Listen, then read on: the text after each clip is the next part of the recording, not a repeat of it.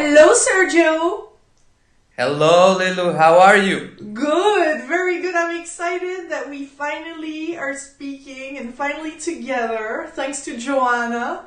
You're here in England now. You're come all the way from Mexico, I believe. Yeah. I am in England now, and it's a pleasure. Yeah, we had some obstacles, but I think this was the correct time. It is Or quite funny. Oh my goodness. And I was telling you I had this series of questions and I've been carrying this paper for so long. It has traveled with me on the Juicy tour and I said, "No, I know one day we're going to make it with Sergio because we had all these obstacles and finally today here we are and it's the day I can't see and find those questions. It's just hilarious." okay, probably it was meant for you to ask other things. Yeah, I was supposed to be really in the present moment, and that's something I really enjoy when I have the opportunity to meet a teacher like yourself. I was in Mexico last year on the Juicy Tour, so I met many Mayas and many people from a big heritage, that are bringing this forward, and I know this is your case. So especially now is 2012, we're in November, but we're approaching this big 21 December 2012, of course. So I know many people ask you that question, but tell us about your background and what is kind of the prophecy that you have always heard of through those oral traditions. Okay, my background. I was raised in a Catholic family. But since I remember all my life, my nanny, because my mother had to work, she was the daughter of the curandero, of the healer of the Otomis. So I was like exposed to the indigenous knowledge since I was a baby. My brothers and sisters were older, but I was the youngest one, so she took me like her son. And since I was very little, I was very intrigued why, if you had a headache, for example, she smoked and blew, and the headache disappeared, and how she cleansed yourself with the egg and read it. So I was exposed to all those things. So I was very open. So I began looking because in Mexico the real teachers are almost extinct. So then, when I was like 15, I began finding the teachers, the keepers of the oral tradition. The first one was Hugo Garcia, that he began. For example, he told me the first thing that for me was very important, what Mexico meant, because all the Mexicans we live there, and no one knows that it comes from Nahuatl roots, Metzli. And that was because the speciality of Mexico in the ancient world was dreaming, was all the moon knowledge, and he began teaching me. Then he introduced other ones like Xolotl, that is one of the main keepers of the calendar, and of all the oral tradition. And then other ones came, so Chihuahua, Artemio. So it's a big lineage of knowledge, and a lot of things to share. Yeah. And what did you hear about these specific times, and why are you stepping up as a teacher right now? Well, okay. I never thought to be a teacher of this. That's the first thing. I did it because I loved it, and I began studying, but I was doing my other things for living. But there was a prophecy. The last ruler of the Aztec Empire, he said one day before Tenochtitlan felt, that to hide this wisdom, because it was going to come back with the sixth son. And then Hugo, that teacher, told me, after the eclipse of the 2010, the Mexica wisdom is going to be spread again in the world, and you will be one of the carriers because the sixth son is coming. He told me that 7 years ago, something like that. I didn't believe it. I didn't doubt it. I just put it like in my luggage and kept on with my life. But I was doing some energetic healing. So 1 month before of that eclipse, I was invited to Hawaii to give a talk about healing, not about the calendar and all those things. And precisely how he said, he began inviting me to teach about the Toltec Mexica tradition, and he told me something very special. You will begin from Italy, because from the Catholicism came from Italy to America, and now it's not the time to conquer or nothing like that, but the time of sharing. And from that conference, the first invitations were from Italy. Publishing house that published my book is Italian, and everything began being like he said. So I began believing, and I took the role, and I began doing it. How long ago was that? Okay, I have been studying this 20 years, but he told me after the eclipse of July of 2010. Yeah.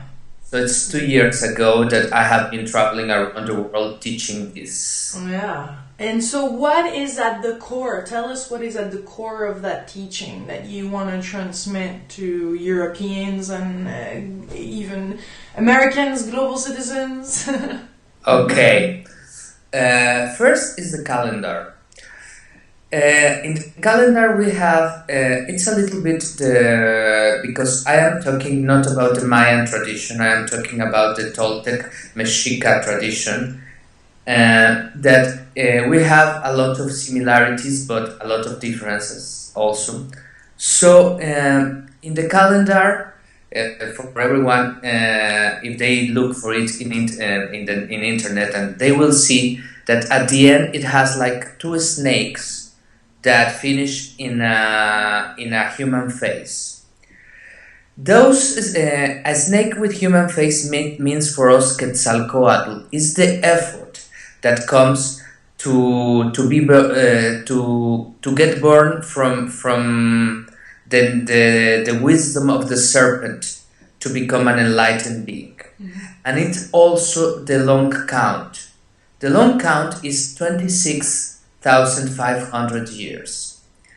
In the Aztec calendar, we saw a logic that is named the Nahui Olin, that the 4 movements, so that the number that repeated more in nature was 4, because 4 phases of the moon, 4 main moments of the day, that is the sunset, the dawn, midday, midnight, 2 solstices and 2 equinoxes to complete the cycle, 4 elements. So we saw that the 4, that's why Nahui in Nahuatl means the order of the mother. That is 4 also. So they split the big cycle into 4. So it gave periods of 6,625 years. And the ancient ones named them sons. And now we're in the transition from the 5th to the 6th son. So we're in the transition of a period of 6,625 years. So for us, it's a great period in history. And everything that was said by the prophecy now is all around. So I think it's very important to hear the ancient knowledge. Mm-hmm. And what? So there's no specific date as in the Mayan calendar. No, for us, this is like nature, for example. Um, that it could be night and it gets clear and then it's light. Yeah. So, for example, for us, the sixth sun began entering with a total eclipse. All the eclipses are very important for the Toltec Mexica culture. So, with a total eclipse that happened in 1991 in Mexico, it began entering the sixth sun in the kingdom of the fifth. They will get the same power for us in the 2012 with the alignment of December, and slowly the sixth sun is going to leave, and will finish living in 2021 when the sixth sun will rule by himself for thousands of years. Mm-hmm. And so the cycle we're in right now, and the what does that what is at the core of that, as far as who we are becoming, or what nature is going to express or has to express, or all of that. What can we learn? A lot. But is that an era? Is that an era? Where it's about the heart, or about the stars, or about the nature, about the fire, about the water? What is the focus? Okay, there had been sons of water, but that's the first one. It was supposed to be of earth, and everything was darkness. But those are metaphors. I want to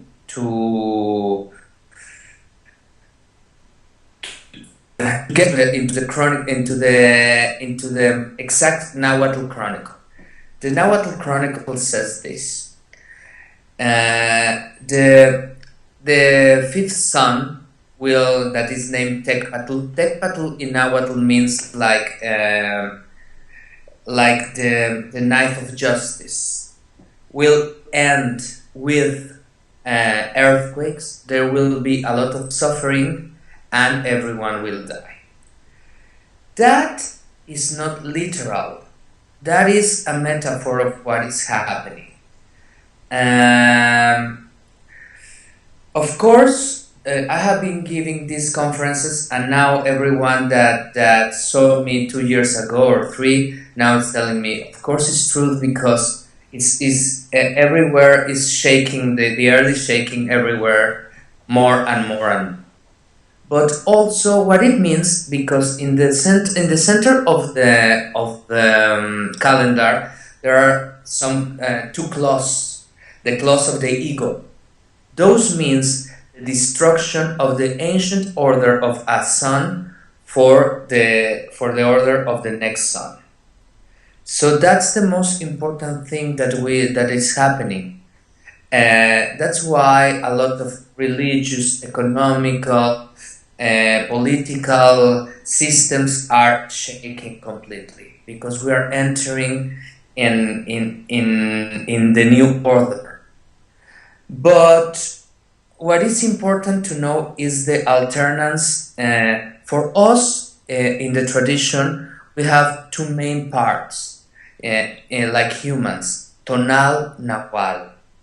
Tonal comes from tonatiuh, that's the sun in Nahuatl.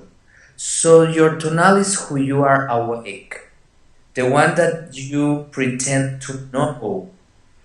And Nahual is the unknown part of you, the one that you are dreaming, the one that you are death. So, and they are represented by night and day. Mm-hmm. Oh, these periods, for example, we come from a sun of light, a sun of thousands of years of where the tonal was ruling, and that's very interesting. because how are the sons when the tonal truth is with like we are with open eyes. Where do we see? Outside. Where is God? Outside. Where is the medicine? Outside. Where is satisfaction? Outside.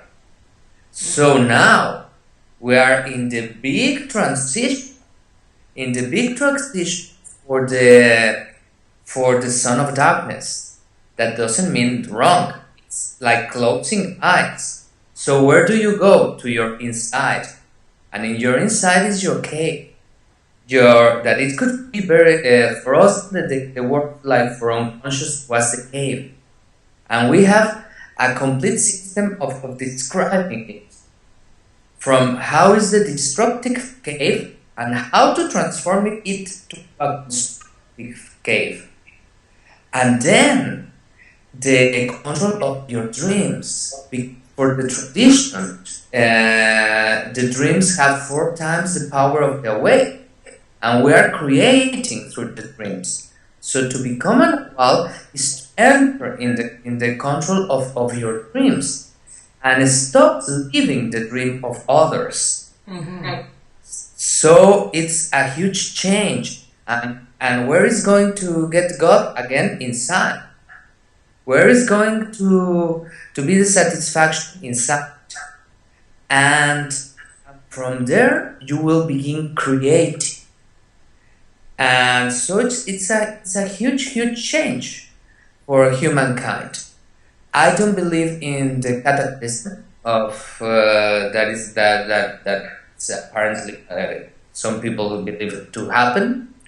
I don't believe in a golden age that only because you dress in white and go to Chichen Itza to hold yourself, you will get enlightened.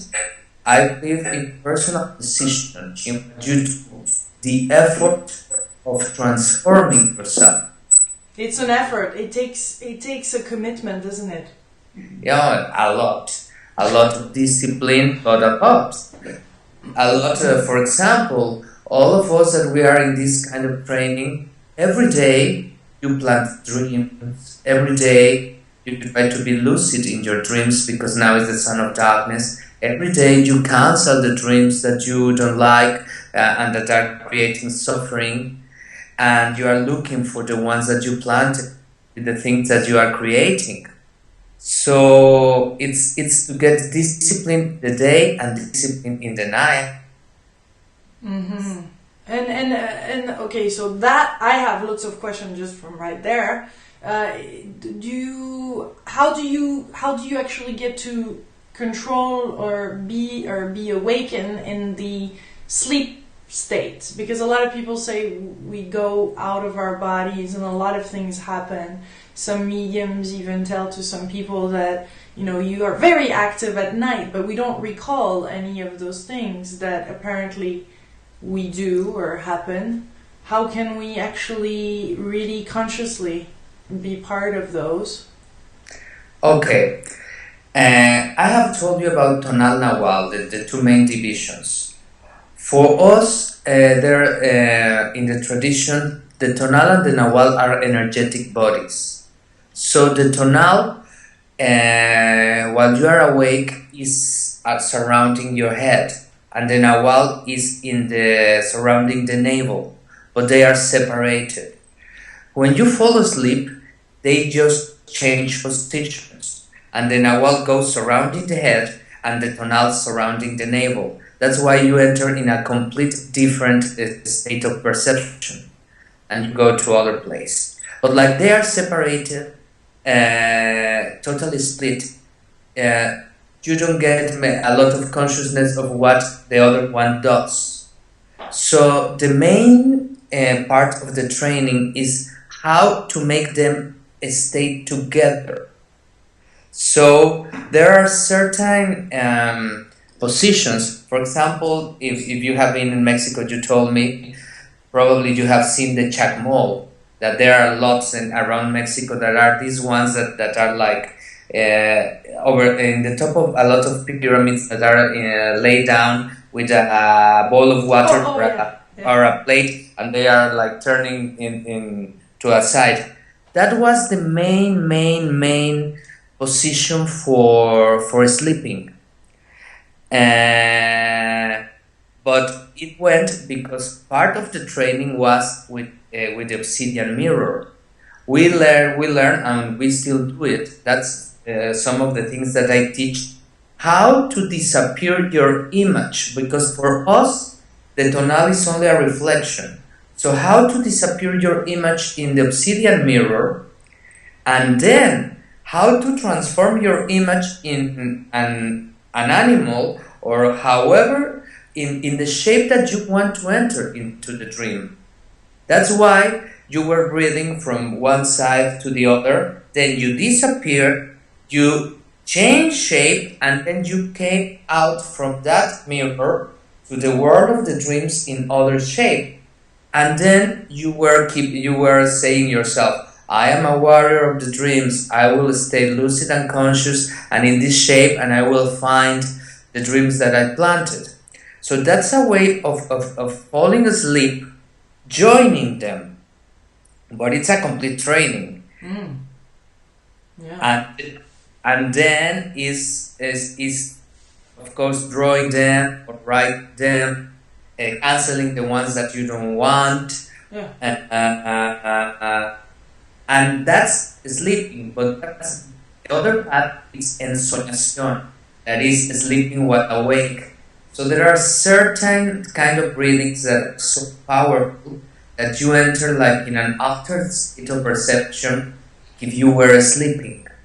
And that's the other way work, and you can make wonderful healing in that state and of those things. And during the day, is that on a day-to-day? Is that about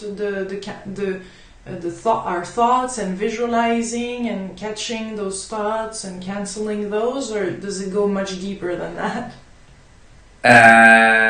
No, yeah, the day has a lot of disciplines.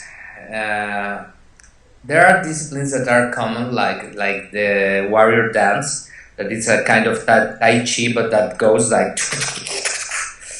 But we do a lot of breathings, but with the rhythm of the universe. For example, we breathe. For us, 13 is the number of the sun, because the sun, its rotation, it's in 26 days. So every 13 days gives you for other phase. And we are like synchronized with the sun. So for example, we can begin breathing in 13, and then you exhale in 8. 8 is a very complex one to explain now, of Venus and the moon, that for us represent the shadow, the unconscious.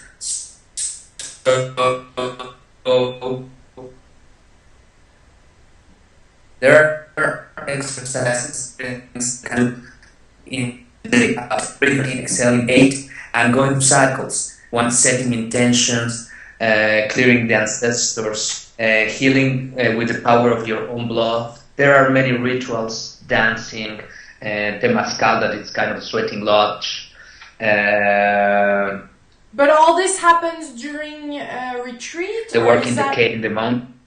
Does it happen? Does all this happens during a retreat, or is that everyday, daily practice? No, it's a daily practice. Not everything. So is it based around a community somewhere, or do people do that in their own home all around the world as you teach them? No, for example, the dance. There are many groups of dancers in Mexico, so you can join one and all those things. But I am not the only teacher. Of course, there are many others.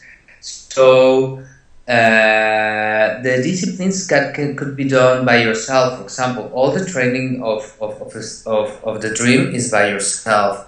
You can work with the obsidian mirror by yourself. You can work with the breathings by yourself. So a lot of things can be done by yourself.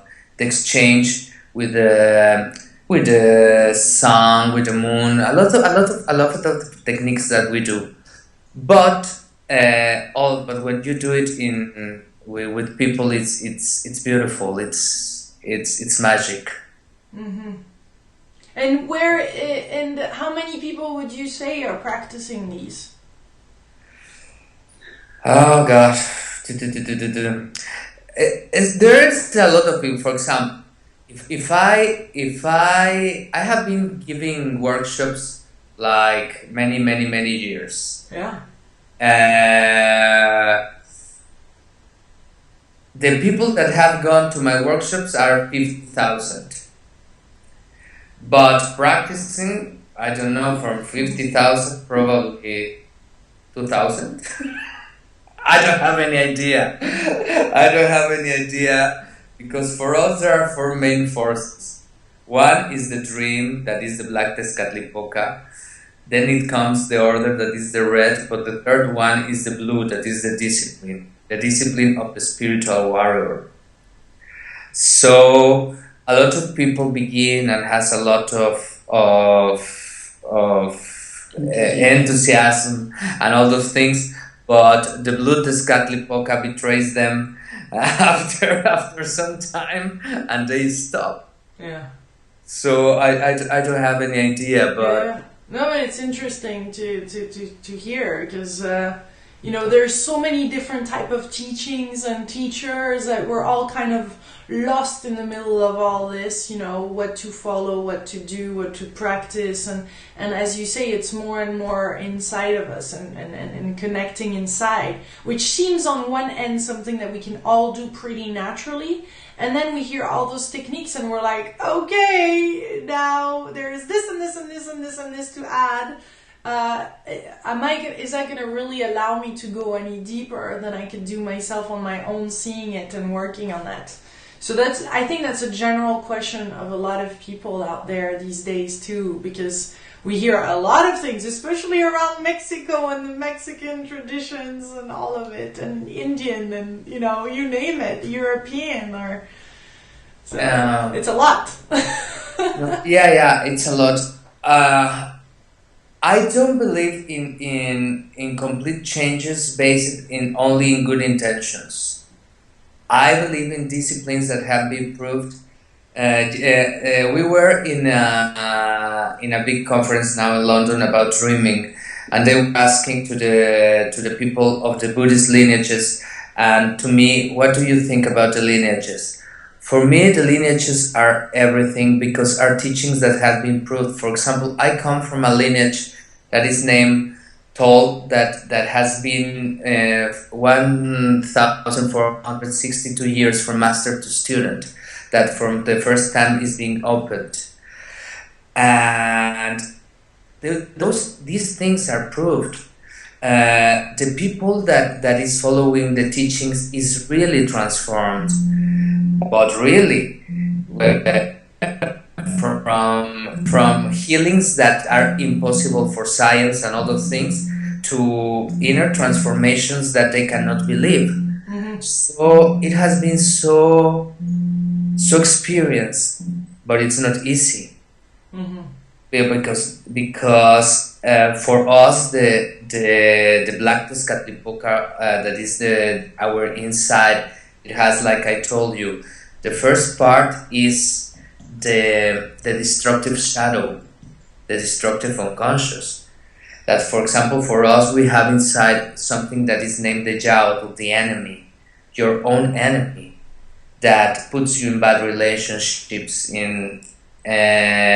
makes you sick, sabotage you. And we have all these kind of techniques to overcome the Yao, to overcome. Other one is the Moquequeloa, the inner voice that is hurting you. So for a lot of psychiatrists that see now the Toltec wisdom, they tell me there is no description of the unconscious as precise in the ancient and modern world as the one of the Toltec Mexica culture. Said by me, it's said by psychiatrists that see all the steps that we put in the ancient times, the unconscious. Yeah. And I have interviewed many times Don Miguel Ruiz, who is apparently from the Toltec traditions, but probably different. But he speaks a lot about we're all messengers. Is that something that is part also of what you teach? We all carry something. We're all kind of like living messages. Yeah, we're carrying. The Toltec tradition he does is quite different. I think he's getting like the messages of the world and all those things. The one that we live is more mathematical, more precise disciplines and all those things. But it all comes from Mexico, so it's different ways to get there. Yeah. Well, thank you very much for this interview, and I'm happy that we were finally able to meet over Skype and do this interview. Thank you, Sergio. Oh, thank you, Lilou. It was a pleasure always to talk about the new era and to meet you. You have a lovely